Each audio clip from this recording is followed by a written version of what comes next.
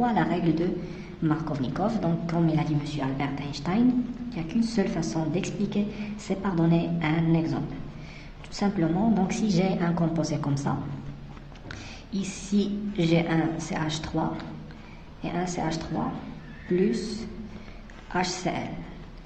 Donc, comme nous l'avons déjà vu dans la dernière vidéo, donc H il va se fixer sur un carbone et le chlore il va se fixer sur un carbone. Le problème ici s'appelle la régiosélectivité.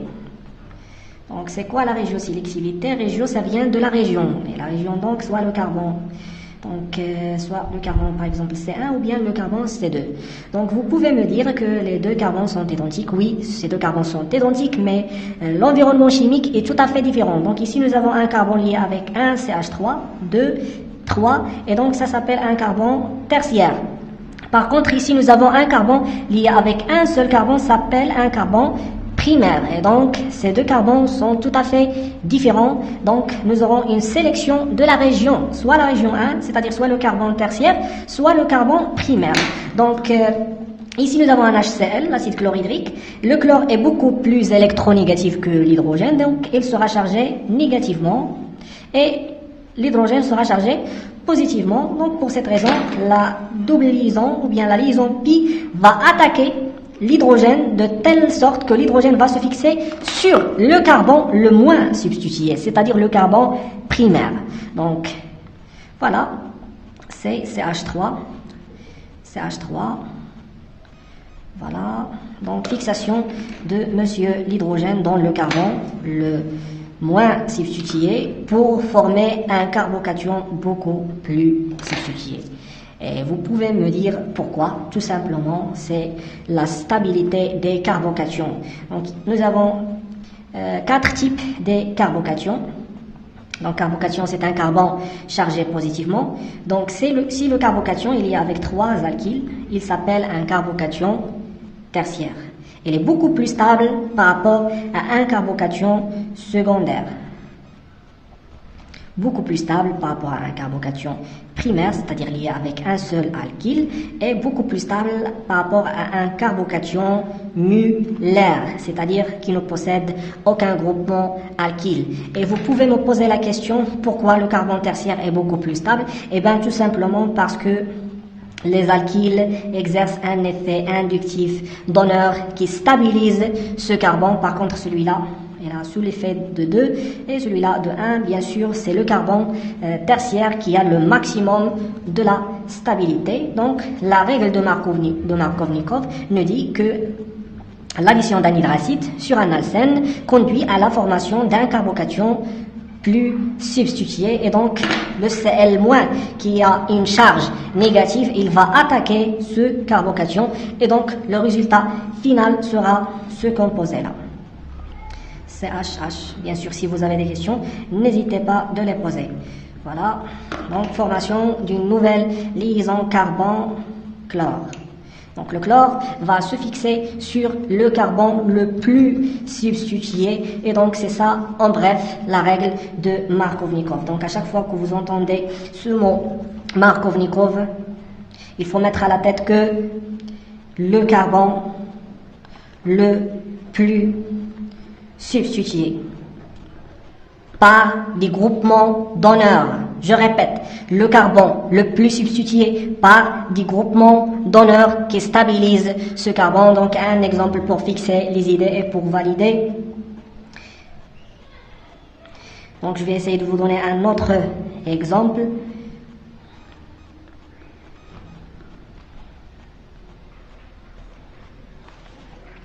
Donc ici nous avons un alcène. Voilà. Ici 2 carbone, donc pour résoudre ce problème, donc plus H Br par exemple, ces 2 carbones, quelle est la différence entre ces 2 carbones? Donc on trouve le carbone central, donc il est lié avec 1, 2 et 3, donc c'est un carbone tertiaire. Par contre celui-là, il est entouré par 1, 2 carbones, donc c'est un carbone secondaire. La règle de Markovnikov nous dit que le Br- va se fixer sur le carbone le plus substitué, et donc le résultat sera comme suit, et à force de forger, on devient des forgerons.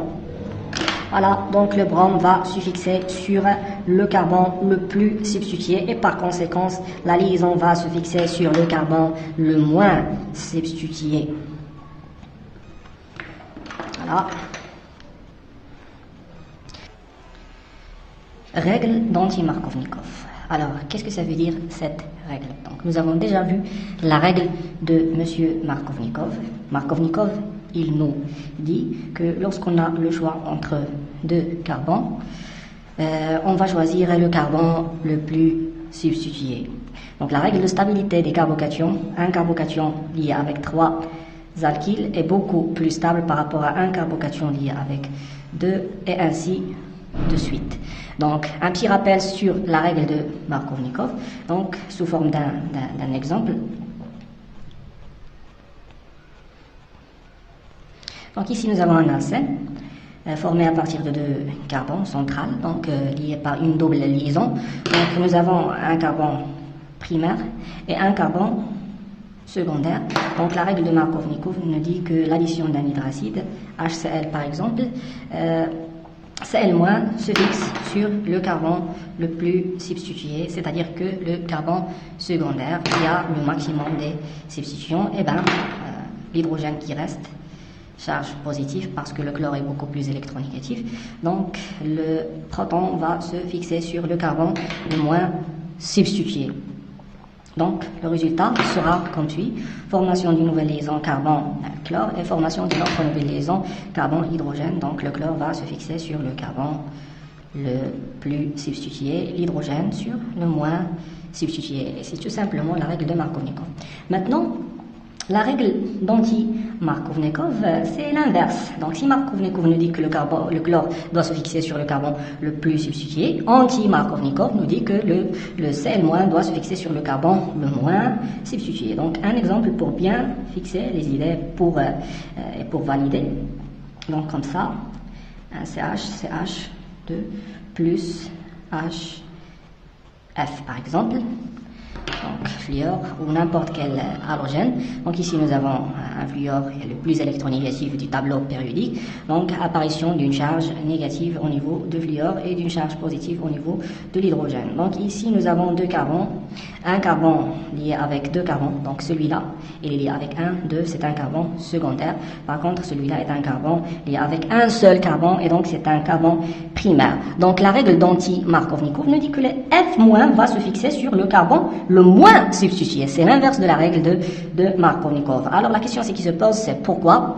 C'est tout simplement parce que ici nous avons un carbone voisin du carbone le plus substitué lié avec 3 éléments très électronégatifs qui vont arracher les électrons du carbone et donc ce carbone devient très pauvre en électrons, apparition de 3 charges delta plus, donc la charge positive augmente l'électronégativité, il va augmenter l'affinité d'attirer les électrons et donc ce carbone va attirer beaucoup plus des électrons qui va appauvrir le carbone secondaire. Donc dans ce cas-là, le carbone secondaire sera moins stable par rapport au carbone primaire, tout simplement parce que le carbone primaire est beaucoup plus loin que du centre d'attraction des électrons. Donc un carbone secondaire, mais c'est moins stable, mais celui-là, c'est un carbone primaire, mais plus stable. Donc finalement, nous aurons un composé dans lequel le fluor va se fixer sur le carbone le moins substitué, tout simplement. Donc le F va se fixer sur le carbone primaire et donc l'hydrogène va se fixer sur le carbone secondaire ici. Donc voilà. Réarrangement de carbocation, le réarrangement de Wagner-Mersenne. Commençons tout d'abord par expliquer le titre. Réarrangement, c'est un préfixe de répétition, donc c'est une répétition d'un arrangement ou bien d'une organisation de carbocation. Carbocation, c'est un carbone chargé positivement hybridé sp2, comme nous l'avons déjà vu dans les vidéos précédentes. Donc, qu'est-ce que c'est qu'un réarrangement de Wagner-Mersenne? Donc, nous savons déjà la règle de Markovnikov qui nous dit que à chaque fois qu'on aura 2 carbones liés par une double liaison, donc celui-là est un carbone primaire, c'est-à-dire qu'il est lié avec un seul carbone, et celui-là est un carbone secondaire lié avec 2 carbones. Donc le Cl-, d'après la règle de Markovnikov, va se fixer sur le carbone le plus substitué, et d'après l'expérience, ça est faux, qui nous provoque à à imaginer une autre situation, c'est que le Cl- va se fixer sur un autre carbone. Donc comme vous voyez ici, nous avons un carbone primaire, un carbone secondaire, et au voisinage du carbone secondaire, nous avons un carbone quaternaire. C'est un carbone lié avec 4 substituants, et donc ce carbone-là, il est beaucoup plus stable, ce qui explique que le Cl- va se fixer sur ce carbone. Donc, ni ce carbone, donc ni Markovnikov, ni anti-Markovnikov, mais ce qu'on appelle le réarrangement. C'est une répétition d'un arrangement, ceci expliqué par la migration de ce groupement. Donc, commençons tout d'abord par donner directement le résultat. Donc, le résultat, après, nous allons démontrer cet résultat pour bien fixer les idées, pour bien maîtriser les choses. Donc, le chlore va se fixer sur le carbone le plus substitué. Et donc, ici, nous avons la formation d'une nouvelle liaison carbone CH3. Voilà, et ici, nous avons un CH2, formation d'une autre nouvelle liaison carbone hydrogène. Alors, comment je peux expliquer cet résultat? L'explication est seulement par ce qu'on appelle le mécanisme réactionnel. Donc, je vais essayer d'utiliser la formule topologique. Donc, si vous avez des problèmes avec la formule topologique, je vous conseille de suivre les autres vidéos de la chimie organique 2. Donc, ici, nous avons un alcène plus HCl. Donc le chlore est beaucoup plus électronégatif, ce qui explique l'apparition d'une charge partielle delta plus sur l'hydrogène et d'une charge partielle delta moins sur le chlore. Donc la première étape de cette réaction, c'est que les électrons pi ou bien la liaison pi est une liaison très faible qui va se déplacer pour arracher ce proton-là. Ceci nous conduit à la formation d'un carbocation. Donc, formation d'un carbocation par fixation de l'hydrogène sur le carbone le moins substitué. Et donc ici, nous aurons la formation d'un carbocation.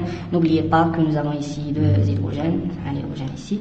Donc, et voilà, formation d'un carbocation. Puis, nous avons un groupement CH3 à ce niveau-là qui va se migrer vers ce carbocation par une réaction qui s'appelle la réaction de transposition, c'est-à-dire la rupture brutale de cette liaison sigma pour former un carbocation beaucoup plus stable.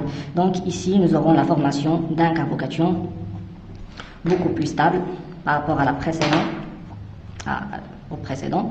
Donc, migration du groupement méthyle, ou bien ce qu'on appelle la migration sigma tropique. Donc, CH3. Donc c'est un carbocation beaucoup plus stable. Pourquoi? Tout simplement parce qu'il est lié avec 1, 2 et 3 carbones. Donc c'est un carbone secondaire. Par contre, le carbone précédent, il est lié avec 1, 2, c'est un carbone. Donc celui-là c'est un carbone secondaire. Par contre celui-là c'est un carbone tertiaire, beaucoup plus stable.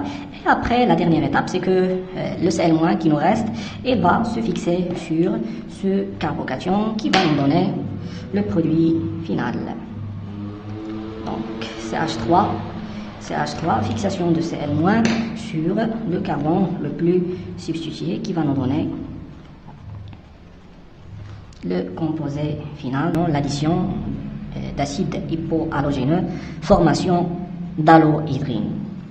Donc cette réaction se produit toujours. Nous allons étudier toutes les réactions qui se produisent sur les alcènes.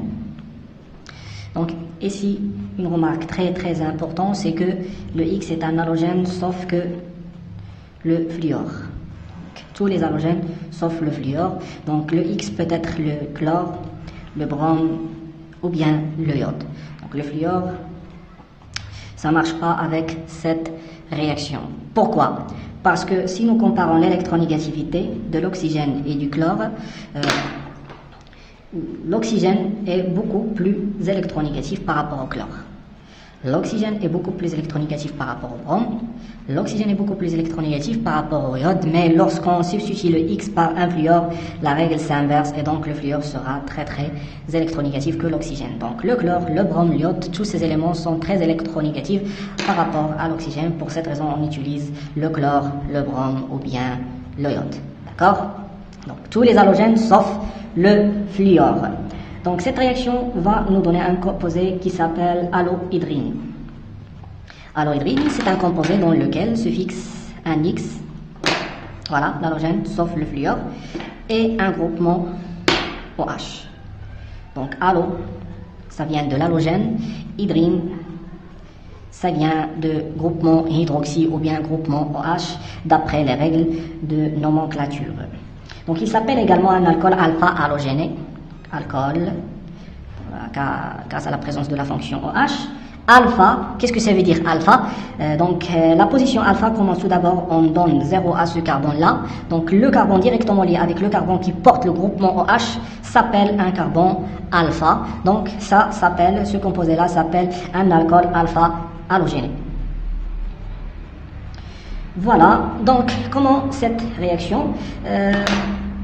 Le mécanisme réactionnel tout simplement, qui va nous démontrer comment cette molécule a été formée. Donc, nous avons un alcène dans lequel nous avons deux carbones. Le premier est un carbone tertiaire, le deuxième est un carbone primaire, plus XOH. Donc ici, le X, on remplace le X par exemple par le chlore pour voir bien la différence d'électronégativité. Donc le oxygène est beaucoup plus électronégatif, l'oxygène est beaucoup plus électronégatif, delta moins, delta plus. Donc la double liaison va attaquer le Cl+. Et donc nous aurons une rupture qui s'appelle la rupture hétérolytique du groupement OH pour former ce composé-là. Donc le Cl va être porté par deux carbones et une charge positive sur le chlore. Et puis, transformation du carbone d'un carbone hybridé sp2, l'angle est 120, ici l'angle est 109 degrés, donc celui-là il est hybridé sp2, mais par contre celui-là il est hybridé sp3, R2, donc H, voilà. Donc comment je peux expliquer la formation de ce composé-là? Je vais détailler ce composé, car ce composé est très important. Il s'appelle tout d'abord l'ion halo. Halo, ça vient de l'halogène. Nium, ça vient de la charge positive. Il s'appelle l'ion halonium. C'est un composé non symétrique. Pour cette raison, nous aurons le choix entre la formation de deux carbocations. Donc le premier est primaire, le deuxième est secondaire. Alors, comment je peux expliquer la formation de ce composé-là? Je vais démontrer une étape très intéressante pour maîtriser ce mécanisme-là. Donc le chlore va se fixer sur le carbone le plus substitué. Donc ici, nous aurons la formation d'un carbocation,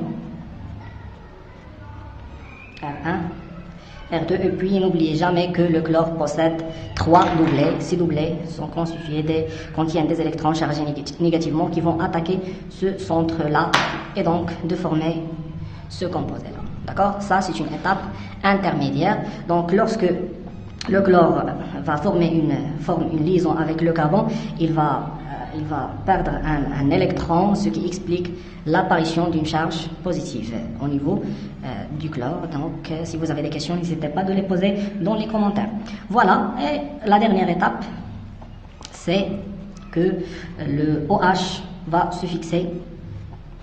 Donc, seulement j'ai expliqué comment je peux former ce composé-là. Donc, maintenant, on va passer à l'étape suivante. Cl plus HO, HO-. Donc le HO- va suivre la règle de Markovnikov et donc il va attaquer le carbone le plus substitué, c'est le carbone tertiaire car il est lié avec 1, 2, 3 carbones. Et donc nous aurons la rupture hétérolytique de cette liaison, donc migration de ces deux électrons pour neutraliser la charge positive et donc d'obtenir finalement un composé comme ça. R2, formation d'une nouvelle liaison carbone OH, et puis le CH2 va former une liaison avec le Cl. Donc voilà un exemple pour bien maîtriser cette réaction. Donc je vais essayer de vous donner un exemple très intéressant.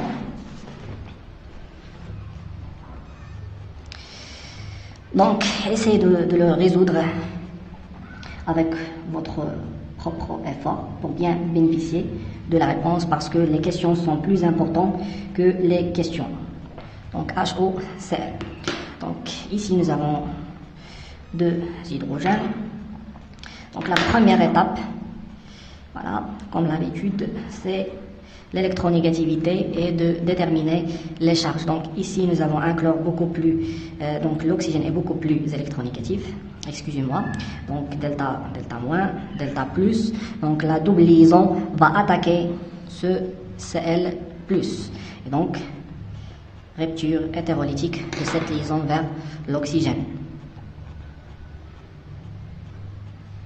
Voilà, donc formation du composé. Donc ici nous avons 2 hydrogènes en avant et formation d'allonium, d'ion allonium, charge positive sur le chlore plus HO-. Donc ici, comme vous voyez, le HO- peut attaquer 2 centres asymétriques, soit en avant de la molécule, soit en arrière de la molécule, ce qui explique la formation de 2 composés ou bien de 2 énantiomères, car ici nous avons un carbone asymétrique. Qu'est-ce que c'est qu'un carbone asymétrique? C'est un carbone lié avec 4 substituants différents: hydrogène, carbone lié avec un chlore et donc un autre carbone, donc c'est un composé lié avec 4 substituants. D'accord? Donc comme ça nous obtenons 2 composés ou bien 2 énantiomères. Donc qu'est-ce que c'est qu'un énantiomère? L'une est miroir de l'autre par rapport à un miroir plan. Donc soit que le OH va se déplacer en avant de la molécule et donc l'hydrogène en arrière, le chlore en avant. Donc cette réaction, donc pour minimiser le gène stérique, le HO et le Cl doivent se trouver en position anti, c'est-à-dire que si le OH est en avant, le chlore doit se mettre en arrière, car le chlore possède 2 doublés et l'oxygène possède 3 doublés et l'oxygène possède 2 doublés. Donc pour minimiser le gène stérique, cette réaction, donc c'est une addition anti, d'accord? Donc c'est-à-dire que le Cl et le OH ne doivent pas se trouver dans la même côté, donc ce qui explique l'obtention de 2 énantiomères. Voilà, donc ça c'est le premier cas, et pour le deuxième cas, c'est pour le deuxième composé ou bien le deuxième énantiomère, OH, donc le OH va se fixer en arrière de la molécule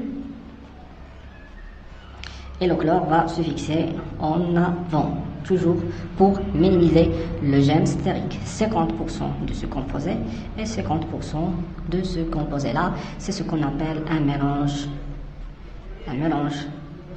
racemique, car la réaction est une réaction stéréosélective, c'est-à-dire que le chlore et le OH doivent se trouver dans 2 côtés différents. Donc si vous obtenez ce composé-là, soyez sûr et certain que votre réponse sera fausse.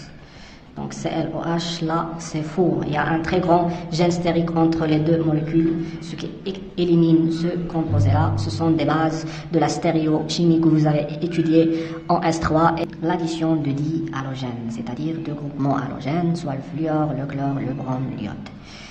Donc l'addition de dihalogènes, c'est très facile, mais il y a une chose très importante, c'est que cette réaction est stéréosélective, c'est-à-dire qu'il sélectionne une stéréochimie bien précise dans laquelle les 2 X doivent se trouver dans 2 côtés différents, d'accord?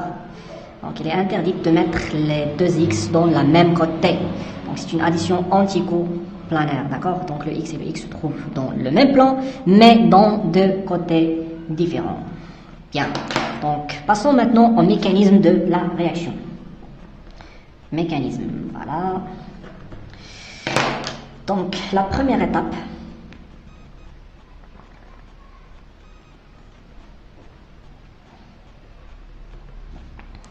c'est que ici nous avons des électrons. Donc imaginons que les électrons pi sont celles-ci. Donc habituellement les électrons pi se trouvent en nous. Donc imaginez avec moi que ces deux électrons-là sont les électrons pi. Donc la première étape, c'est que ici nous avons un halogène qui possède 3 doublets. Donc il y a des forces de répulsion qui vont exercer un effet inductif, donc qui vont polariser cette liaison malgré que c'est une liaison covalente apolaire, mais si la molécule est proche des électrons, donc ça va produire une polarisation de ce X qui va expliquer l'apparition d'une charge positive au niveau de X et d'une charge négative au niveau de l'autre X. D'accord? Donc, ceci va former une nouvelle liaison carbone X.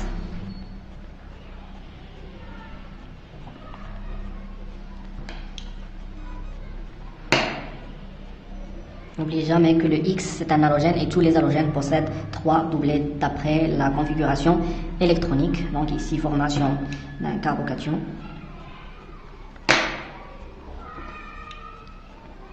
Donc ici les électrons vont attaquer cette charge positive pour former l'ion halonium, qu'on a déjà vu dans la réaction d'addition d'acide hypochloreux. Donc formation de ce composé-là et donc apparition d'une charge positive sur le X car elle a perdu un électron pour former une liaison avec le carbocation et puis le X- peut générer, donc si ici j'ai R1, R2, R3, R4, donc le X- peut générer 2 centres asymétriques, ce qui explique l'obtention d'un mélange racemique, sachant bien que l'addition est une addition quantico-planaire. Ceci explique que nous allons obtenir 2 composés, bien 2 énantiomères. D'accord? C'est très intéressant de préciser ça dans l'examen. C'est ça la bonne réponse, c'est que nous allons obtenir 2 composés énantiomères, bien sûr, à condition que les carbones soient asymétriques. Seront asymétriques, c'est-à-dire que chaque carbone doit être lié avec 4 substituants différents. Voilà. Donc R3, R4, R1, R2, R3, R4, R1, R2. Ça, c'est un mélange racemique. Voilà, mélange racemique ou bien mélange d'énantiomères. C'est un mélange équimolaire, 50%, 50%. Voilà, donc je vais essayer de vous donner un exemple pour bien maîtriser cette addition de dihalogènes.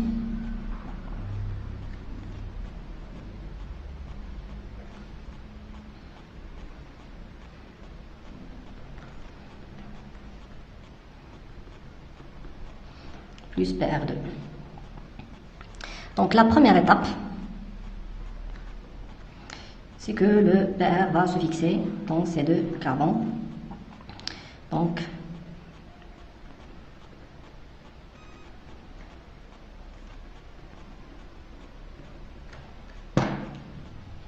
formation de l'ion halonium.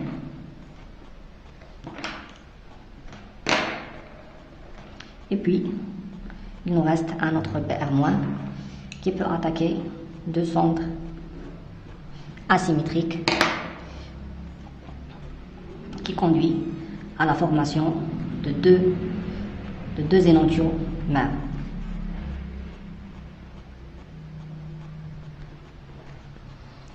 Donc voilà.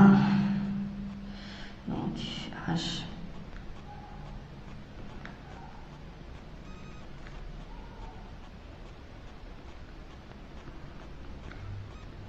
It's simple, but it's not easy. Et à force de forger, on devient des forgerons. C'est le secret de répétition and we are what we repeatedly do. Excellence then, it's not an act. Excellence is a habit. You are what you repeatedly do. أنت ما تفعله باستمرار. Ok? Donc il n'y a pas de secret, il n'y a pas de magique. C'est que c'est la répétition c'est le secret de la fixation des idées et de valider et tu donc je vais essayer de préciser la configuration électronique de tous les carbons. Donc ici nous avons un carbone asymétrique, donc le bronze va posséder le numéro 1, celui-là va posséder le numéro 2 et celui-là va posséder le numéro 3, donc celui-là c'est le 2 parce que c'est un carbone lié avec le bronze. Et donc nous avons un flèche, voilà, c'est vers le sens des aiguilles d'une montre, donc c'est R. La même chose pour celui-là, donc 1, 2, 3. Donc c'est aussi dans le sens des aiguilles de montre, donc c'est RR, et donc celui-là va devenir S.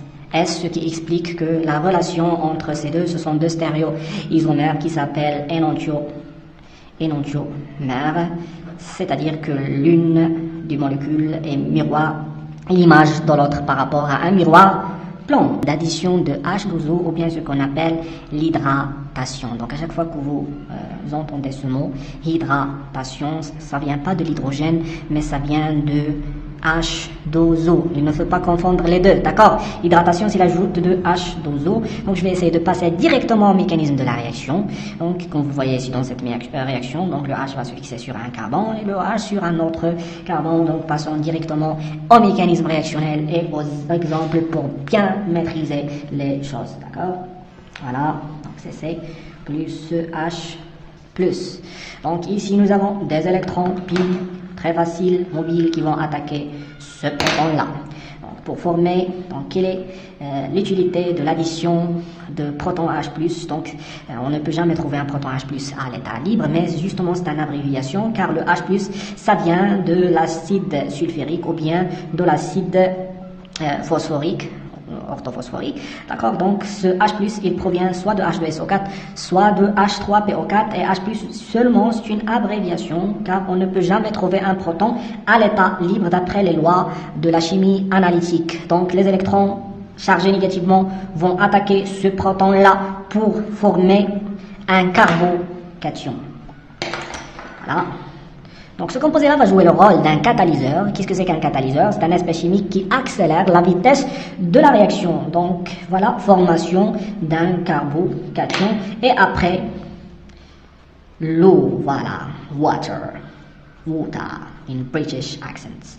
Donc ici nous avons la molécule de H2O, donc cette lysine se termine ici. Donc l'hydrogène c'est de l'oxygène. Donc nous avons ici deux doublés électroniques. Chaque doublé il est composé de deux électrons chargés négativement qui vont attaquer. Donc un électron il va attaquer cette charge positive pour former une nouvelle liaison avec le carbone. Voilà. Donc H et formation d'une nouvelle liaison carbone-oxygène.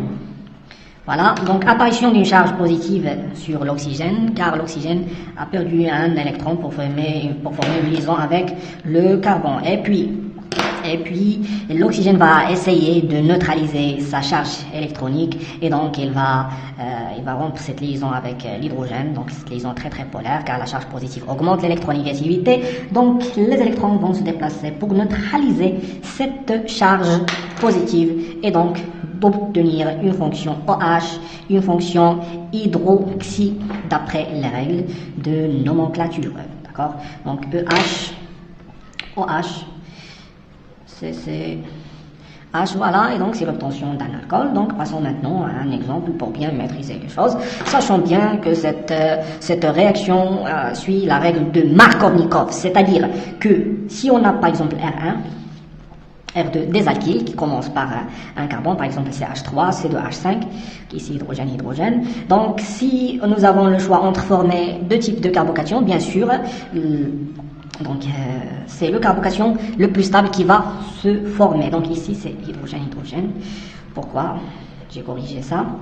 C'est pour tout simplement expliquer que le carbocation plus stable qui va se former dans le milieu. Donc en bref, le groupement OH va se fixer sur le carbone le plus substitué qui est le carbone le plus stable. Donc ici je vais corriger tout, c'est donc hydrogène, R1, R2, donc le OH va se fixer sur le carbone le plus substitué. Nous allons bien maîtriser ça, excuse my French. So, je vais essayer de vous donner un exemple pour bien maîtriser les choses. Exemple. You have What you love, what do you do? Comme il a dit monsieur Steve Jobs. Donc, CH2, CH3. CH3 plus, voilà, donc H2SO4 et puis H2O. Donc le H2SO4 va jouer le rôle d'un acide qui va nous libérer un proton H+. Donc ce H+, va attaquer la double liaison pour former un carbocation. Donc ici nous avons la possibilité de former deux types de carbocations, soit un carbocation lié avec 1, 2, 3, c'est un carbocation tertiaire, soit de former un carbone lié avec un seul carbone, donc c'est un carbone primaire. Donc la règle de Markov-Nikov nous dit que le carbocation le plus stable qui va se former dans le milieu, d'accord? Donc le H va se fixer sur le carbone le moins substitué pour former un carbocation beaucoup plus substitué, d'accord? Donc, et puis la molécule d'H2O va intervenir pour attaquer ce centre pauvre en électrons, et donc c'est de former les mêmes choses qui se répètent. We are what we repeatedly do. Excellence, then it's not an act. Excellence is a habit, comme il a dit monsieur Aristo. Donc, voilà. H se composait là, H2O, donc charge positive, puis l'oxygène va essayer de neutraliser sa charge pour former finalement un alcool. Donc, voilà. C'est H2, H. And it's not about how much you have, it's about what you do with what you have. Thank you for your watching.